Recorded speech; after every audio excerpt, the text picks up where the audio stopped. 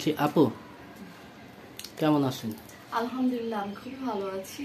তুমি কেমন আছো? জি জি আপু ভালো। আচ্ছা আপু, এই ক্যামেরাটাতে দেন, এই যে মোবাইলে ওইটা অটো পাবে, মানে এইটা সাইডটা আপনার এটা ভালো, এই শুধু এই মোবাইলটা। তো শুরুতে দিই। জি আপু, কেমন আছেন? আলহামদুলিল্লাহ, আমি খুবই ভালো আছি। আপনি কেমন আছেন?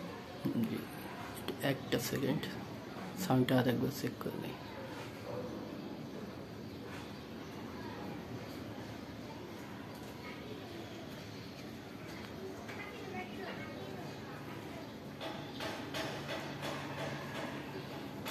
কথা বলতে একবার। হ্যালো, হ্যালো, হ্যালো, হ্যাঁ,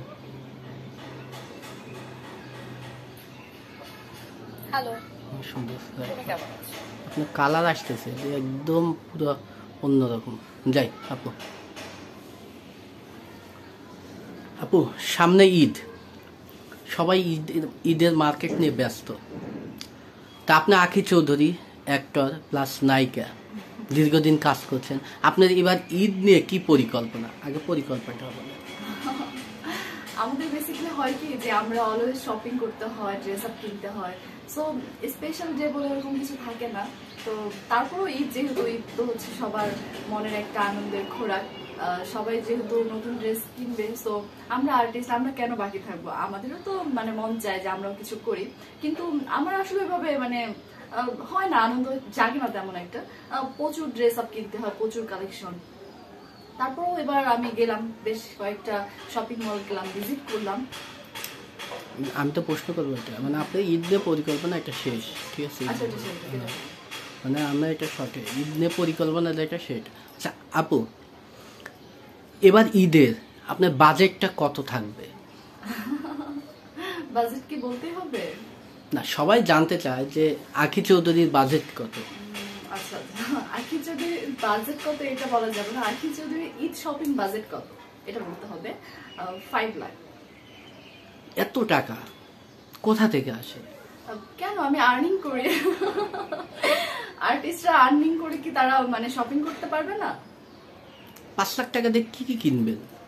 5 লাখ টাকা দিয়ে আপাতত দেখা যাক। আমাদের এখন অনেক কস্টিং, খরচ বেশি। ড্রেস কালেকশন করতে গেলে দেখা যায় যে 1 লাখেও ভালো কোনো ড্রেস ওরকম মিলে না। তো আমি যদি পাকিস্তানি বা অন্যান্য কিছু ড্রেস কালেকশন করি, তখন আমার দেখা যায় যে সবকিছু মিলিয়ে আমার ড্রেস, আমার শু, আদার্স সবকিছু মিলিয়ে 5 লাখ প্লাস হয়ে যাবে।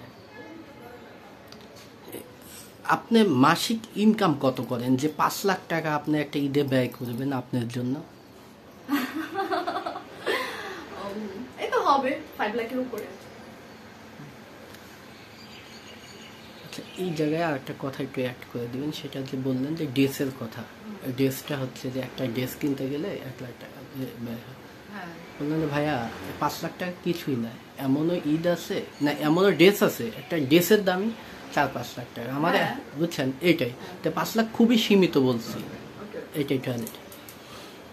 আপু এই যে আপনি বললেন যে 5 লক্ষ টাকা আপনি হচ্ছে এবার ঈদে বাজেট, কয়টা ড্রেস কিনবেন? না না, ওরকম যে অনেক ড্রেস কিনবো তা না। এমনও কিছু ড্রেস আছে যেটা একটা মানে কালেকশন করতে গেলে প্রায় হচ্ছে 2 থেকে 3 লাখ পড়ে যায়। তো আমি আসলে মানে ব্র্যান্ডটাকে খুব ফলো করি। যেমন তেমন ড্রেস আমার সাথে আসলে পরলে আমাকে মানাবেও না, আমি সেটা জানি। এবং হচ্ছে যে কোয়ালিটির ড্রেসটা মেনটেন করতে হয়, সেটার পিছনে তো লাখ লাখ টাকা খরচ করতেই হবে। কত দামি ড্রেস এখন পর্যন্ত পরা হয়েছে? উম, এখন পর্যন্ত পড়েছে 2 লাখ প্লাস। কেউ গিফট করেছে না নিজের টাকা? না না, এটা নিজের আর্নিং এর। আমাকে গিফটের প্রসঙ্গ আলাদা, বাট আমি নিজে আর্নিং করে আমার ড্রেস আমি কালেকশন করেছি। আচ্ছা, এবার ঈদের কালেকশনটা এইবার আসবে, আপনি কতবার ড্রেস, যে ভাইয়া মানে আপনার কথাই এরকম থাকে যে ভাইয়া আপনি জানেন যে আমি এবার